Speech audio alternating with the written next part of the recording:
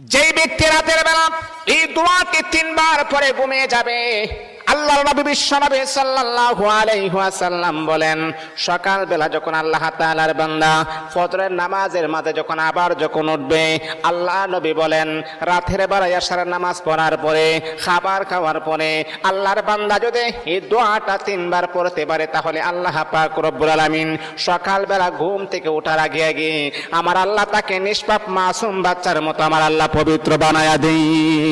দোয়াটা সবাই আমরা জানি, আমরা সবাই কিন্তু দোয়াটা জানি, কিন্তু আমরা আমল করি না। দোয়াটা হলো আস্তাগফিরুল্লাহাল্লাযী লা ইলাহা ইল্লা হুয়াল হাইয়ুল কাইয়্যুম ওয়া আতুবু ইলাইহি লা হাওলা ওয়ালা কুওয়াতা ইল্লা বিল্লাহিল আলিয়্যিল আযীম।